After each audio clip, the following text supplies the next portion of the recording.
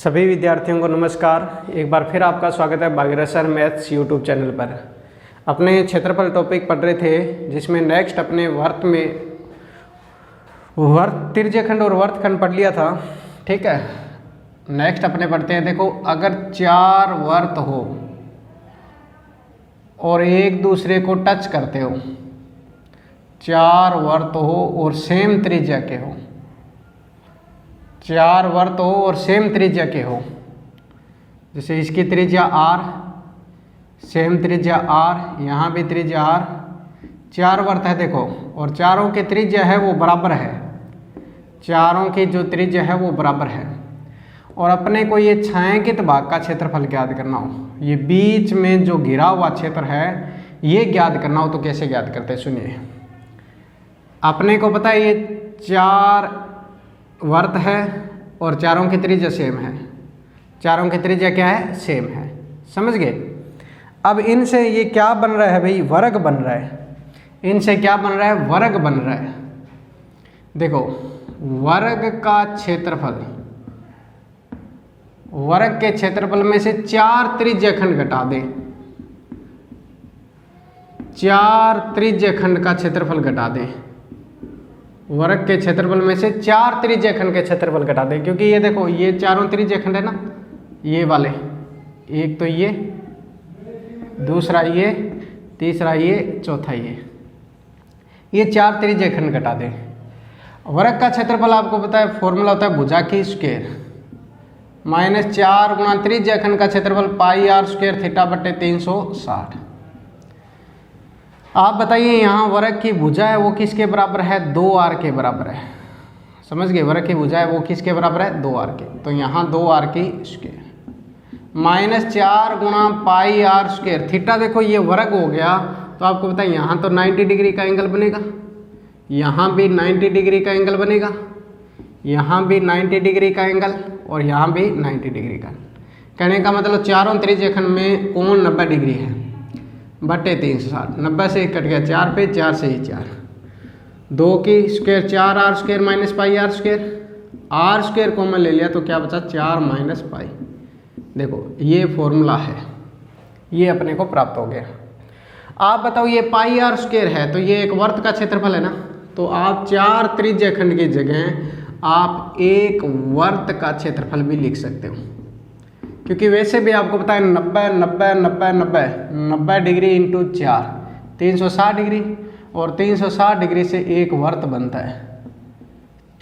समझ गए, तो ये ध्यान रखना है। अब देखो, ये पटवारी प्री में भी आया हुआ है, राजस्थान पटवारी जो भर्ती है उसमें भी 2018 की वैकेंसी थी, उसमें आया था। आप बताओ, लेकिन उसमें थोड़ा सा अलग हल करके दिया था। r स्क्वायर 4 माइनस पाई की जगह 22 बटे 7 रख दिया था, 7 चौके 28 में से 22 गया तो फॉर्मूला बन गया 6 बटे 7 r की स्क्वायर। ये ऑप्शन था पटवारी प्री में। ठीक है, तो चाहे आप ये याद रखो कि r स्क्वायर गुणा 4 माइनस पाई, चाहे ये याद रखो 6 बटे 7 r स्क्वायर। ये 4 वर्त एक जैसे हो, मतलब सेम त्रिज्या के हो, और बीच के भाग का क्षेत्रफल ज्ञात करना हो, तब ये फॉर्मूला लगता है। ये बात समझ में आ गई सभी को, यहाँ तक कोई प्रॉब्लम नहीं है किसी को। ठीक है, चलिए नेक्स्ट। समझ में आ गई बात। ये कल हमने 3 वर्त एक दूसरे को टच करते हुए ये तो पढ़ाई था, समझ गए। चलिए नेक्स्ट ये है कि अगर 4 वर्त हो, 4 वर्त हो, एक दूसरे को टच करते हो, सेम त्रिज्या के हो, और आपको कह दे इसके चारों ओर बेल्ट बांधना है कसकर, या रस्सी बांधनी है, उस रस्सी या बेल्ट की लंबाई कितनी होगी। आपको कहते हैं इसके चारों ओर एक बेल्ट बांधना है, उस बेल्ट या रस्सी की लंबाई कितनी होगी। तो उस बेल्ट की लंबाई अगर ज्ञात करनी है तो आपको ये ध्यान रखना है, कल जैसे बताया था मैंने, इससे पहले वाली वीडियो में बताया हुआ है तरीका आपको, कि 4 वर्त है तो 4 व्यास प्लस 1 वर्त की परिधि यानी 2 पाई r। त्रिज्या तो सबकी सेम है, व्यास में आपको पता है 2r होता है, तो 2 यानी व्यास होता है वो 2r के बराबर होता है। ठीक है, अब देखो 2r को 4 से गुणा करोगे तो 8r प्लस 2 पाई r। आप 2r कॉमन ले सकते हो, तो यहाँ बचा 4 प्लस 2 पाई। इस प्रकार याद कर लो। लेकिन मेन ये याद रहना चाहिए क्योंकि इसको तो आगे सॉल्व कर ही लोगे। समझ गए? तो ये बात अपने को ध्यान रखनी है। समझ में आगे बात ये। नेक्स्ट देखिए, नेक्स्ट आपको ये ध्यान रखना है कि अगर तीन वर्त अलग अलग त्रिज्या के हों, तीन वर्त अलग अलग त्रिज्या को, जैसे इसकी त्रिज्या R1, इसकी त्रिज्या R2 और इसकी त्रिज्या R3, समझ गए? और आपको कहते हैं इस त्रिभुज का क्षेत्रफल ज्ञात करो, इस पूरे त्रिभुज का क्षेत्रफल ज्ञात करना हो। ठीक है, ये ABC त्रिभुज है, त्रिभुज ABC का जो क्षेत्रफल है वो आपको इस प्रकार ज्ञात होगा, R1 into R2 into R3 into R1 plus R2 plus R3। समझ गए? तो ये बात याद रखनी है, R1 into R2 into R3, R1 plus R2 plus R3। जैसे एग्जाम्पल के तौर पे आपको कह दे कि तीन वर्त जिनकी त्रिज्याएं 1 सेमी, 2 सेमी व 3 सेमी है, इनके केंद्रों को मिलाने से बने त्रिभुज का क्षेत्रफल, इस प्रकार का क्वेश्चन। तो आप क्या करोगे, पहले तो तीनों की त्रिज्याओं को गुणा कर लो, 1 गुणा 2 गुणा 3, फिर 1 प्लस 2 प्लस 3, 3 2 5 1 6, यानी ये हो गया 36 और 36 का रूट हो गया 6 सेमी स्क्वायर। तो इस प्रकार क्वेश्चन बन जाता है इस पे। समझ गए? तो ये फॉर्मूला भी मोस्ट इम्पोर्टेंट है, ये ध्यान रखना, ये फॉर्मूला भी मोस्ट इम्पोर्टेंट है। समझ गए? तीन वर्त हो और अलग अलग त्रिज्या के हो और तीनों के केंद्रों को मिलाने से बने त्रिभुज का क्षेत्रफल ज्ञात करना हो, तो इस प्रकार हम ज्ञात कर लेंगे। ये बात समझ में आ गई सभी को? चलिए नेक्स्ट।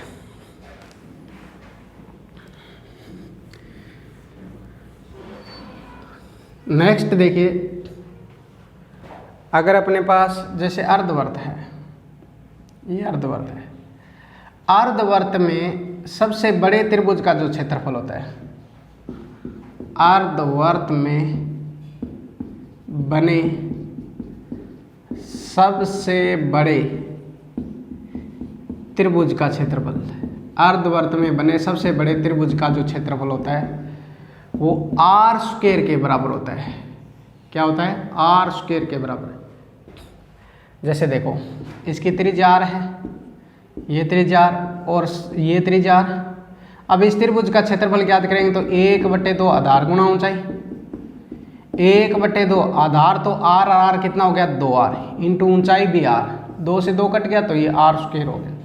इसलिए ध्यान रखना कि अर्धवर्त में बने सबसे बड़े त्रिभुज का क्षेत्रफल ज्ञात करना हो तो त्रिज्या की स्क्वायर के बराबर होता है, अर्धवर्त में बने सबसे बड़े त्रिभुज का क्षेत्रफल। समझ गए बात ये? तो ये ध्यान रखना है। नेक्स्ट देखिए, आपको पता है समबाहु त्रिभुज है,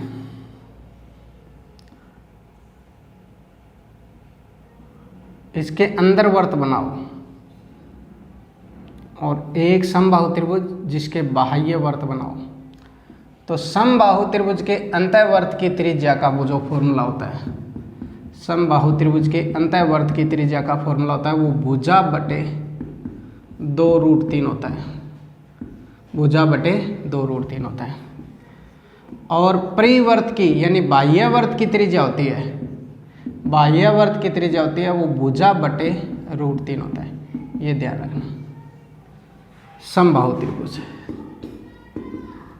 ठीक है, समबाहु त्रिभुज के अंतःवर्त और परिवर्त।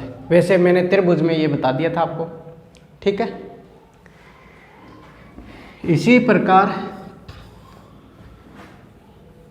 किसी भी त्रिभुज हो, कोई भी त्रिभुज, कोई भी त्रिभुज यानी समद्विबाहु हो, विषम बाहु हो, समबाहु हो, समद्विबाहु हो, विषम बाहु हो, समकोण हो, कोई भी त्रिभुज हो, मतलब XYZ कोई भी त्रिभुज हो, अगर उस त्रिभुज के अंतःवर्त की त्रिज्या ज्ञात करनी है तो आपको क्या ध्यान में रखना है, त्रिभुज का क्षेत्रफल बटे अर्ध परिमाप, त्रिभुज का क्षेत्रफल बटे अर्ध परिमाप, यानी ये अर्ध परिमाप त्रिभुज का ही होगा, त्रिभुज का क्षेत्रफल बटे त्रिभुज का अर्ध परिमाप। और किसी भी त्रिभुज के परिवर्त की त्रिज्या ज्ञात करनी है तो त्रिभुज की तीनों भुजाओं का गुणा बटे 4 गुना त्रिभुज का क्षेत्रफल, ये फॉर्मूला रहता है। किसी भी त्रिभुज के परिवर्त की त्रिज्या निकालनी है, समझ गए। इसी प्रकार अगर अपने को समकोण त्रिभुज का कह दे, इंडिविजुअल जैसे समबाहु का किया था, वैसे समकोण का कहे, समकोण त्रिभुज का जैसे लंब, आधार और कर्ण, तो अंतःवर्त की त्रिज्या होती है तो वो तो लंब प्लस आधार माइनस कर्ण बटे क्या होती है 2, और परिवर्त की त्रिज्या होती है वो कर्ण बटे क्या होती है 2 होती है, समझ गए, ठीक है। इसी प्रकार अगर अपने को वर्ग का कह दे, वर्ग के अंतःवर्त की त्रिज्या होती है वो भुजा बटे क्या होती है 2 होती है, और परिवर्त की त्रिज्या होती है वो विकर्ण बटे 2 होती है। वर्ग में अंतःवर्त की त्रिज्या होती है वो तो भुजा बटे 2 होती है, और परिवर्त की त्रिज्या होती है वो विकर्ण बटे क्या होती है 2 होती है, ठीक है। अगर समषटभुज की बात करें, समषटभुज की बात करें, समषटभुज, समषटभुज में अंतःवर्त की त्रिज्या ज्ञात करें तब तो भुजा √3/2 गुना भुजा होता है, √3/2 गुना क्या होता है भुजा होता है, समझ गए। अंतःवर्त की त्रिज्या ज्ञात करें, जो समबाहु त्रिभुज की ऊंचाई का फॉर्मूला होता है ना वही, और परिवर्त की त्रिज्या होता है वो आपको पता है क्या होता है, समषट की भुजा के बराबर होता है, समषट की भुजा यानी a के बराबर ही होगा। समषटभुज के अंतःवर्त की त्रिज्या होती है वो तो समषट की भुजा के साथ किसका गुणा कर दो, √3/2 का, ठीक है। परिवर्त की त्रिज्या ज्ञात करनी है तो जो समषटभुज की भुजा होगी वही होगा, ठीक है। जैसे देखो आपको एग्जाम्पल देखो, जैसे एक समषटभुज की भुजा 10 सेंटीमीटर है तो अंतःवर्त व परिवर्त की त्रिज्या ज्ञात करो, अंतःवर्त व परिवर्त की त्रिज्या ज्ञात करो। तो अंतःवर्त की जो त्रिज्या होगी वो तो √3/2 गुना भुजा, भुजा आपके पास 10 है तो 2 से कट गया 5 यानी 5√3। परिवर्त की जो त्रिज्या होगी वो भुजा के बराबर होता है यानी 10 सेमी ही होगी, समझ गए। तो ये ध्यान रखना है। अब आपके पास अंतःवर्त की त्रिज्या आ गई, परिवर्त की त्रिज्या आ गई, तो आपको पता है आप अंतःवर्त और परिवर्त का क्षेत्रफल भी ज्ञात कर सकते हो, राइट। समझ में आ गई बात ये, ठीक है। तो ये बात अपने को ध्यान रखनी है।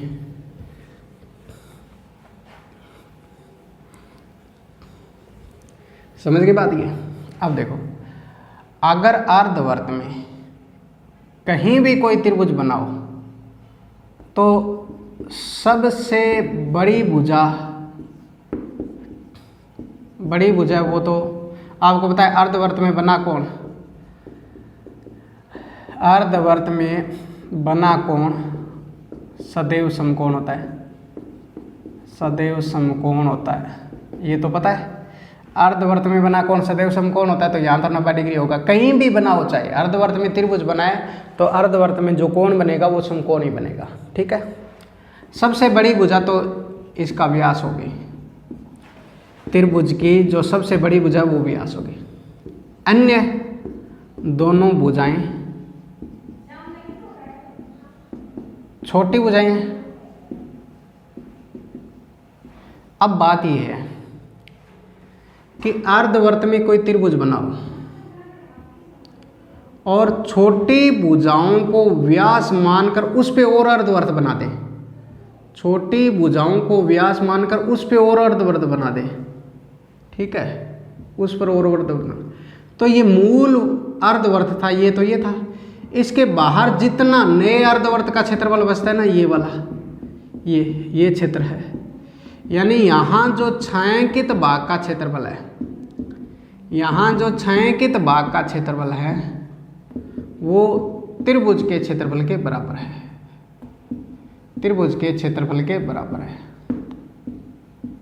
यहाँ जो छायांकित भाग का क्षेत्रफल है वो त्रिभुज के क्षेत्रफल के क्या है, बराबर है। समझ गए? दोबारा एक बार और सुन लेना। क्या कहा है मैंने कि एक अर्धवर्त हो, उसमें कहीं भी कोई त्रिभुज बनाओ, उसकी छोटी भुजाओं को व्यास मानकर और अर्धवर्त बना दे, यानी ये नए अर्धवर्त बनाए ना, उनका व्यास एक तो ये है और इस अर्धवर्त का व्यास ये है। अब नए अर्धवर्त का जो क्षेत्रफल पुराने अर्धवर्त से बाहर का है, यानी जितना जितना मैं भाग छायांकित कर रहा हूँ, ये भाग, ये छायांकित भाग त्रिभुज के क्षेत्रफल के बराबर है। समझ गए? ये डायग्राम दोनों सेम है, ये और ये बात समझ गए? तो ये बात अपने को ध्यान रखनी है। ठीक है, आगे बात में नेक्स्ट देखो। इसी प्रकार एक वर्ग है, वर्ग, और वो वर्त के अंदर बनाओ, तो वर्ग की भुजाओं पर अर्धवर्त ऐसे बना दो। तो ये जो छायांकित भाग है, ये जो छायांकित भाग है, ये वर्ग के क्षेत्रफल के क्या होगा, बराबर होगा। जो मूल वर्त से बाहर है, ये जो छायांकित भाग है, यहाँ जो छायांकित भाग का क्षेत्रफल है, यहाँ जो छायांकित भाग का क्षेत्रफल है वो वर्ग का क्षेत्रफल के क्या है, बराबर है, वर्ग के क्षेत्रफल के बराबर है। बात समझ में आ गई आपको? ठीक है, ये बात समझ में आ रही है सबको? कोई दिक्कत नहीं है? ठीक है, तो ये बात अपने को ध्यान में रखनी है। समझ में आ गई बात है? नेक्स्ट देखिए, नेक्स्ट आपको क्या ध्यान में रखना है। मान लो एक वर्ग है, एक वर्त है, उसमें एक वर्ग बना है, तो आपको चार आकृतियां दिखाई दे रही है। एक तो वर्त है, वर्त, एक आपको वर्ग है, और इस शेप को हम क्या कहेंगे, वर्तखंड कहेंगे, वर्तखंड। इनके क्षेत्रफल का जो अनुपात है ना, क्या होता है, 11:7:1 होता है, 11:7:1 होता है।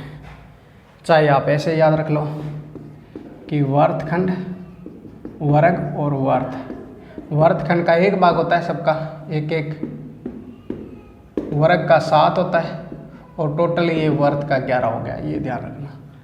अब इसमें क्वेश्चन कैसे बन सकता है, आपको मान लो एग्जाम्पल आपको कहें, जैसे आपको कहे कि एक वर्त का क्षेत्रफल 110 सेमी² है, जिसके अंतः भाग में बने वर्ग द्वारा निर्मित वर्तखंड का क्षेत्रफल ज्ञात करो, वर्तखंड का क्षेत्रफल ज्ञात करो। तो ये क्या कहना चाहता है क्वेश्चन, कि एक वर्त है, उसका क्षेत्रफल तो 110 दे दिया, उसके अंदर एक वर्ग है, और इस वर्ग के द्वारा जो वर्तखंड बन रहा है उसका क्षेत्रफल ज्ञात करो। तो आपको पता है वर्त, इसका रेशो अगर याद है तो आप कहोगे कि 110 तो किसकी वैल्यू है, 11 की वैल्यू। हमें ज्ञात किसकी ज्ञात करनी है, 1 की, 11 से कट गया तो 10 सेमी² हो गया। कितना हो गया, 10 सेमी²। तो ये अनुपात भी बहुत इंपॉर्टेंट अनुपात है, इसको भी आप ध्यान में रखोगे। ठीक है, धन्यवाद, बाकी अपने पढ़ेंगे कल।